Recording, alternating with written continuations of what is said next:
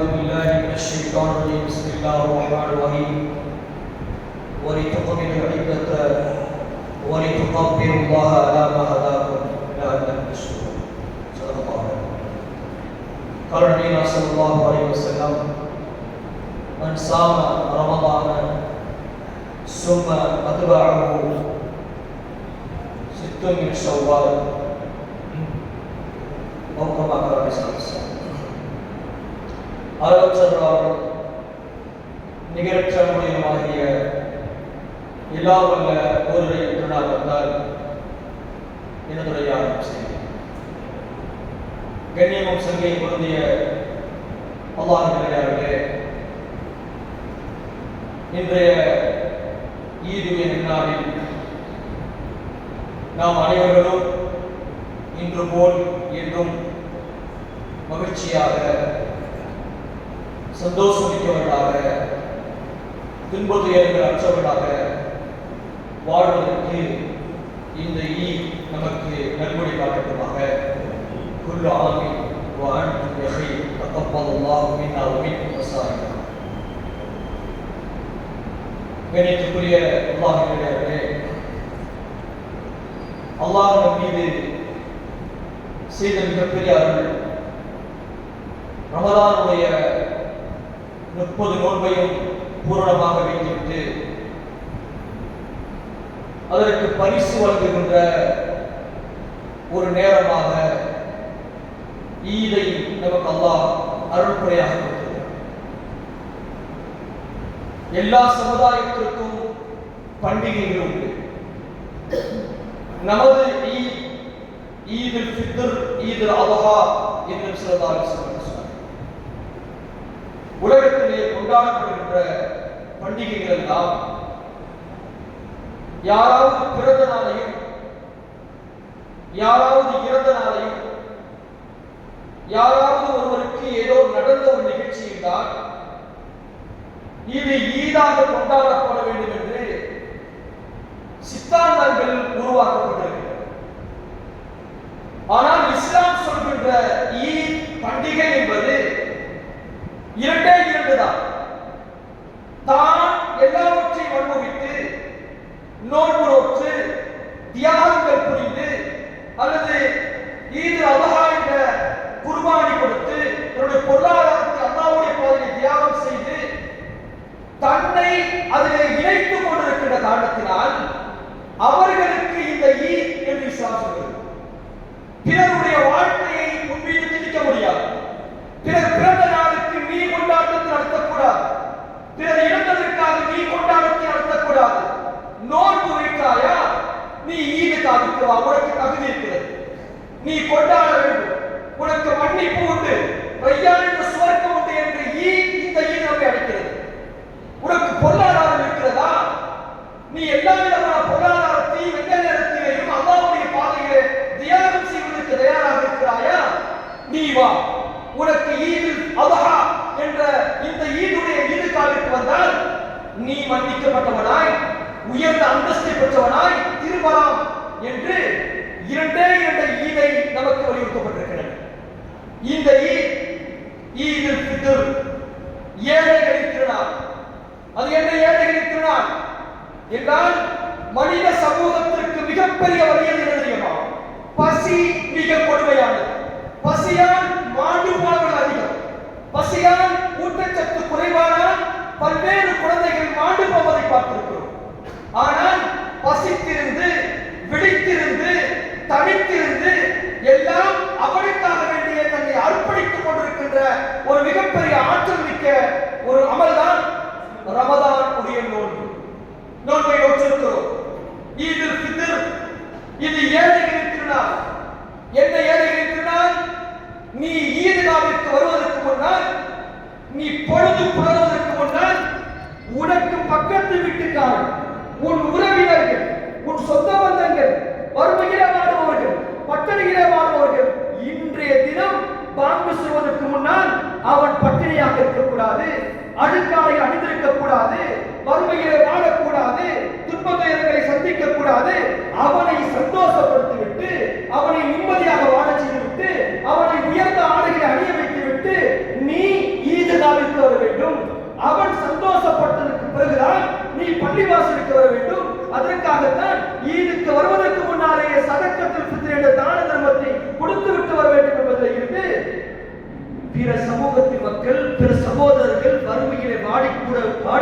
கூடாது என்ற சகோதரத்துவத்தை போதிக்கின்ற ஒரு திருநாளாகத்தான் இன்றைய நாள் நம்மை வந்திருக்கிறது. பலஸ்தீனத்தின் பகுதி அது வரலாற்று சிறப்புமிக்க பூமி.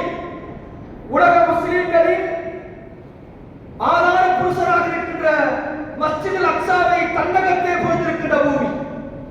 பல்வேறு நபிமார்களை தன்னுடைய பூமியிலே புதைத்துக் கொண்ட பூமி. கஸா பகுதி முஸ்லிம்கள் மிக செழிப்பாக வாழ்ந்த பூமி. அந்த பூமியிலே இருந்து ஒரு குரல் என்ன எழுதியிருக்கிறது தெரியுமா? அந்த பூமியிலிருந்து முஸ்லிம் சமூகத்தை வாட்டி வதைக்கிற ஒரு குரல் எழுப்பப்பட்டிருக்கிறது. என்ன குரல் தெரியுமா? அந்த இமாம் ரமலானிலே துஆ செய்கிறார். என்ன துஆ செய்கிறார்? அல்லாஹும்ம இன்னி ஜூஇன், அல்லாஹும்ம இன்னி ஜூஇன் ஃபஅத்இம்னி. யா அல்லாஹ், நாங்கள் பசித்திருக்கிறோம். யா அல்லாஹ், ஃபஅத்இம்னி, எங்களுக்கு பசியை போக்கு, எனக்கு உணவை போடு என்று அந்த இமாம் கையேந்தி பிரார்த்தனை புரிகிறார்.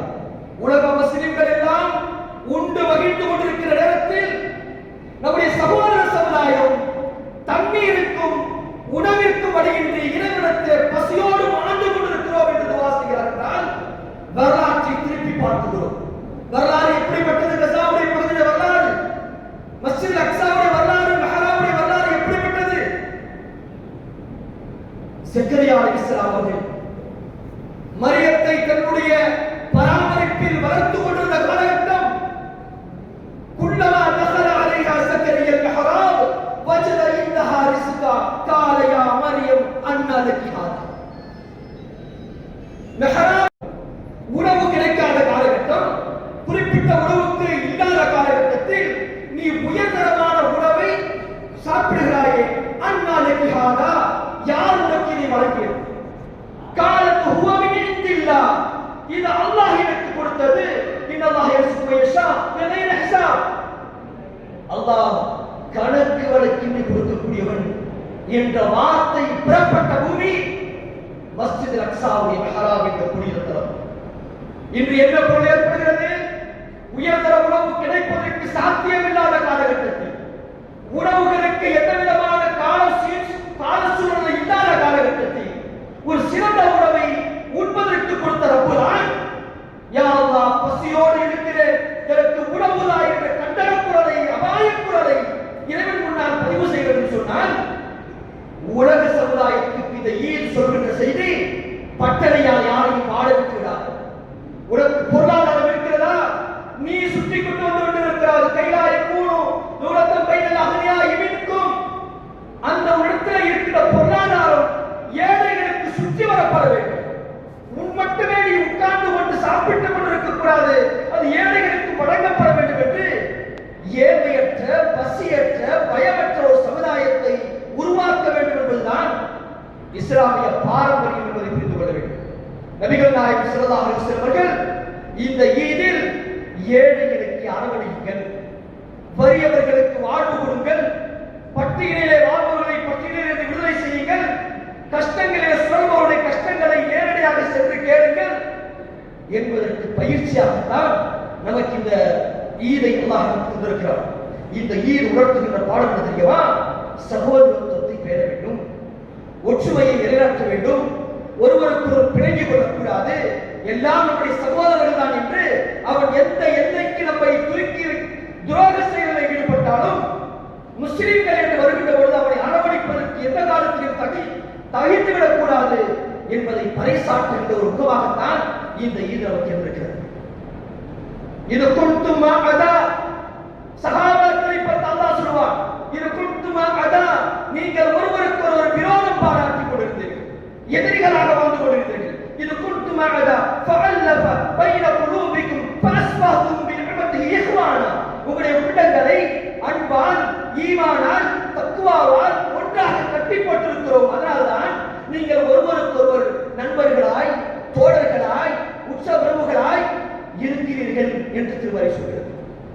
அந்த அடிப்படையிலே உறவினர்களை அரவணைக்க வேண்டும், பெற்றோர்களை அரவணைக்க வேண்டும், அண்ணன் தம்பிகளை அரவணைக்க வேண்டும், எல்லாரையும் அரவணைத்து வாழ்க்கை நடத்துவதுதான் முஸ்லிம்களுடைய பண்பாடு என்பதை புரிந்து கொள்ள வேண்டும்.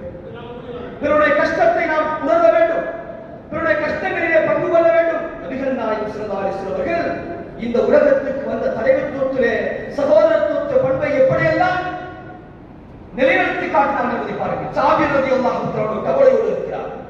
ஜாபிரே, உடைய முகத்தில் கவலையுடைய வாட்டம் தெரிகிறதே, முஸ்லிம் சமூகம் சந்தோஷமாக இருக்கிற நேரத்தில் உடைந்தவன முகத்தை நான் பார்க்கிறேன் என்று அவருடைய துக்கத்தில் பங்கு கொண்டு நான் இருக்கிறேன், உன் சகோதரர்கள் இருக்கிறோம், உன் துயரங்களை பார்ப்பதற்காக இருக்கிறோம், என்ன கவலை சொல் என்று சொல்கிறார்கள். என் தந்தை உகது களத்திலே மாண்டு போய்விட்டார், ஷஹீதாகிவிட்டார். பல்வேறு கடன்களை சுமையாய் சுமந்து கொண்டிருக்கிற பொழுது கடனாளர்களை நிர்பந்தப்படுத்துகிறார்கள் யார் சொல்லலாம் என்று தன்னுடைய கவலையை போர்க்கின்ற பொழுது அதற்கு தீர்வை சொல்லி கடனை அடித்து வைத்தார்கள். பெருமான சொல்லாகவே என்னுடைய சகோதரன் கஷ்டப்படுகிறானா, அவனுடைய கஷ்டங்களை போக்குவதற்கு நீ முடிவு செய், முயற்சி செய், அதற்குண்டான தீர்வை கொடு என்பதை போதிப்பதாகத்தான் இன்றைய ஈத் நமக்கு சகோதரத்துவத்தை போதிக்கிறது. அபூ உமாமா ரலியல்லாஹு தஆலா அவர்கள் மஸ்ஜிதிலே தொழுகை இல்லாத நேரத்தில் கவலையோடு வந்திருக்கிறார். உமாமா தொழுகை இல்லாத நேரத்தில் ஏன் இங்கே வந்திருக்கிறாய்? அல்லாஹ்வுடைய தூதரே, என்னுடைய கடன் எனக்கு கஷ்டமாக இருக்கிறது, கடனை அடைக்க முடியவில்லை யார் சொல்லலாம். ஒரு ஹதீஸிலே அவர் என்னை நான் அல்லாஹ்வுடைய பாதை நான் வகுத்து வர வேண்டும் என்று துவா செய்கிறேன் என்று சொன்னார். நீ மரணிக்க கூடாது, மரணம் அடைய வேண்டும் என்று துவா செய்யாதே, உனக்கு அல்லாஹ் நீண்ட ஆயுளை தர வேண்டும் என்று சொல்லி கடன் அடைவதற்குண்டான தீர்வு என்ன என்பதை அவருக்கு சொல்லிக் கொடுத்து வாழ்க்கையிலே மகிழ்ச்சியை ஏற்படுத்தினார். சகோதரத்துவ உணவு என்பது அவரை மகிழ்ச்சியில் திளைக்கச் செய்வதுதான் ஒரு ஒரு சமூகத்திற்கு ஒரு முஸ்லிமினுடைய பண்பாடாக இருக்க முடியும் என்பதை பறைசாற்றுவதற்காக நாம் இந்த ஈது காலையில் அமர்ந்திருக்கிறோம். தான தர்மங்களை செய்தோம், பட்டினி இருந்தோம், தண்ணீரை தவிர்த்தோம், எல்லாம் தவிர்த்தோம். எதற்காக தவிர்த்தோம்? உலக சமுதாயம் பட்டினியோடு இருக்கிறது, நம்முடைய சகோதரர்கள் துன்பத்தில் இருக்கிறார்கள், கஷ்டத்தில் இருக்கிறார்கள், அவருடைய வாழ்க்கையிலையும் ஒளிமயமிக்க வாழ்க்கையாக மாற்றுவதற்குண்டான முயற்சியை செய்துவிட்டு ஈதுக்கு ஆக்குவா என்பதில் இருந்து சகோதரத்துவத்தின் மிகப்பெரிய பலமாக இஸ்லாம் இந்த உலகத்துக்கு பறைசாற்றுகிறது. எந்த அளவுக்கு நாம் சகோதரம் பேண வேண்டும், உறவினர்களை அரவணைத்து வாழ்வது என்பது ஒரு முஸ்லிமுடைய பண்பாடு.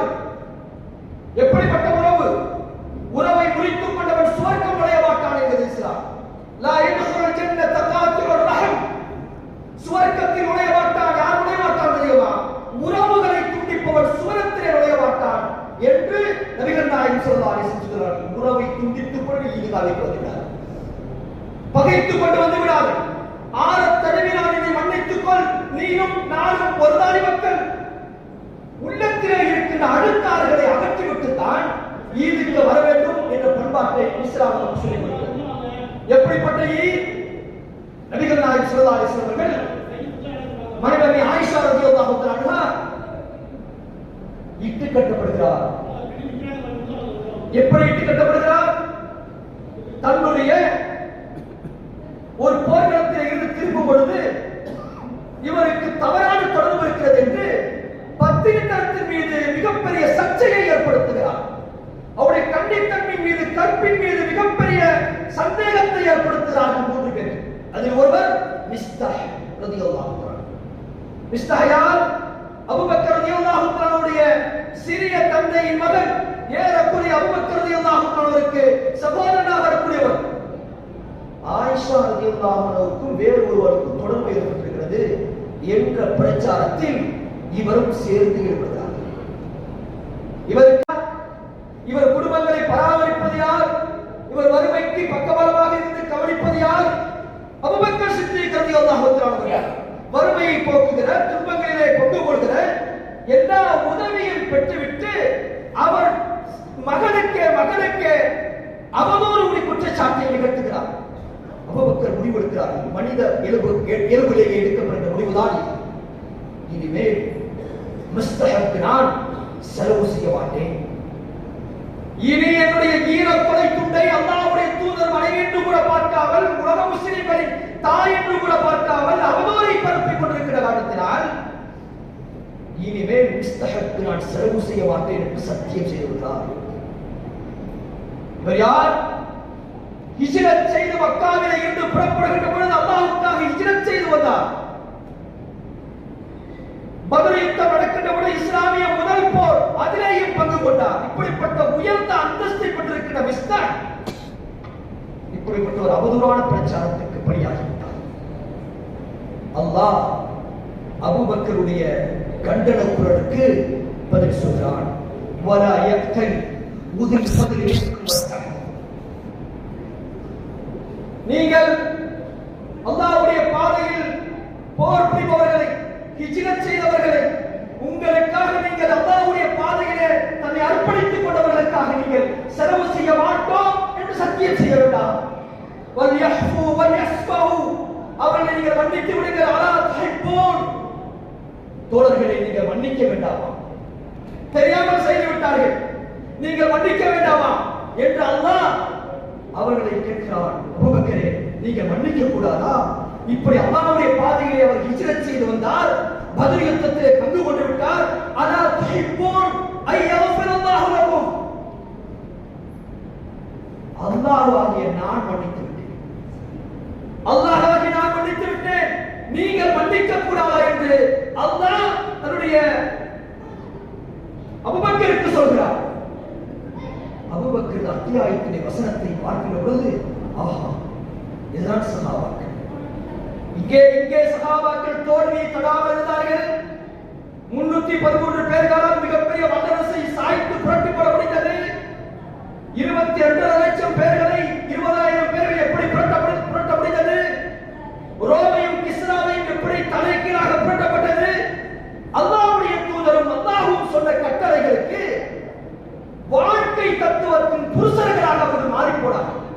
நாம் தயங்குகிறோம், இஸ்லாத்தை தள்ளி வைக்கிறோம், குர்ஆனை தள்ளி வைக்கிறோம், ஹதீஸை தள்ளி வைக்கிறோம், தொழுகைகளை அலட்சியம் செய்கிறோம். அதனால் தோல்விகளை சந்திக்கும். ஆனால் பொருள்கள் ஆவா, என்னை அல்லாஹ் மன்னிக்க மாட்டான், நமக்கு ஏன் இந்த சோதனை வருகிறது, என்னை ஏன் இப்படி துன்பப்படுத்த வேண்டும் என்று அங்கலாய்த்துக் கொள்வோம்.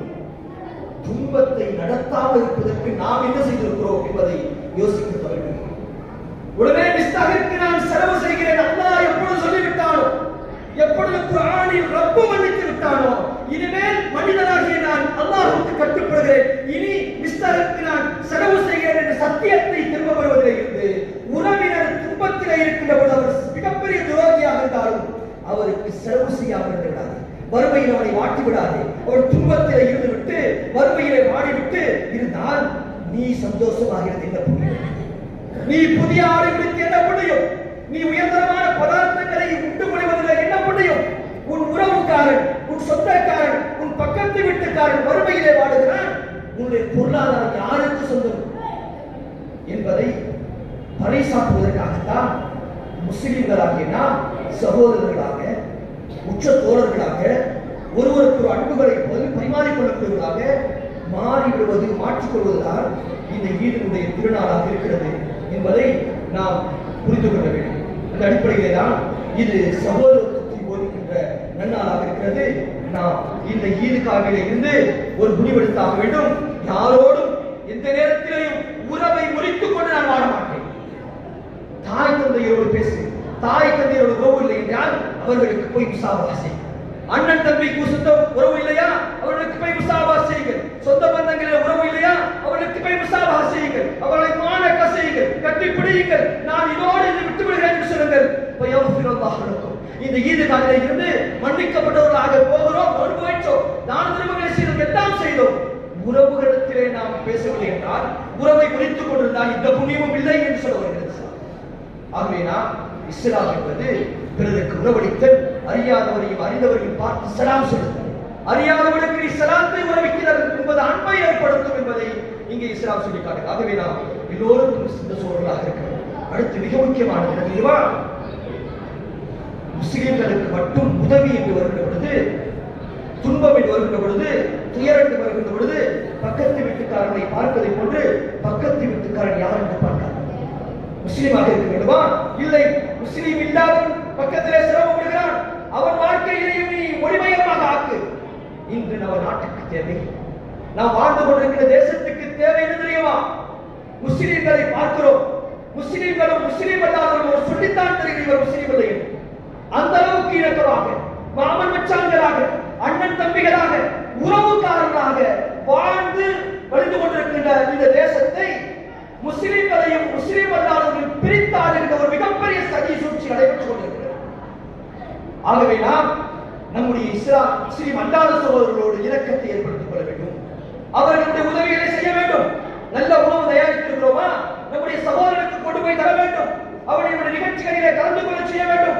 அவர்களை நம்மை விட்டு பிரிக்க பார்க்கின்ற எதிரி சூழ்ச்சியாளர்களை அந்த சூழ்ச்சியை முறியடித்து எல்லோரும் இணைந்து வாழ்கின்ற, இணக்கமாக வாழ்கின்ற வாழ்க்கை தத்துவத்தை இஸ்லாம் தருகிறது என்பதை போதித்து விட்டால் எவராலும் இந்த தேசத்தை அசைக்க முடியாது என்ற பண்பாட்டை போதிப்பதாகவும் இஸ்லாம் இருக்கிறது. இஸ்லாம் என்பது அல்லாஹ்வை வணங்கி வாழ்வது, எல்லோரோடும் இல்லாதவருக்கு வணங்கி வாழ்வது, எல்லோரோடும் இணங்கி வாழ்வதுதான் இஸ்லாம் என்பதை புரிந்து கொண்டு அல்லாஹ் சொல்கிறான், உங்களுக்கு ரமதானை கொடுத்ததற்காக, இந்த ரமதானை பூர்த்தி செய்ததற்காக அவனுக்கு நீங்கள் தக்பீர் சொல்லி அவனை உயர்த்துங்கள், அவனுக்கு தஸ்பீஹ் செய்யுங்கள், அவனை உயர்ந்த அந்தஸ்துக்கு கொண்டு செல்லுங்கள் என்று அல்லாஹ் தன்னுடைய திருமறையில் சொல்கிறான். அல்லாஹ் அக்பர், அல்லாஹ் அக்பர், லா இலாஹ இல்லல்லாஹ், அல்லாஹ் அக்பர், அல்லாஹ் அக்பர், வலில்லாஹில் ஹம்து, வ ஆகிரு தஅவானா அல்ஹம்துலில்லாஹி ரப்பில் ஆலமீன். அஸ்ஸலாமு அலைக்கும் வரஹ்மத்துல்லாஹி வ பரகாத்துஹு.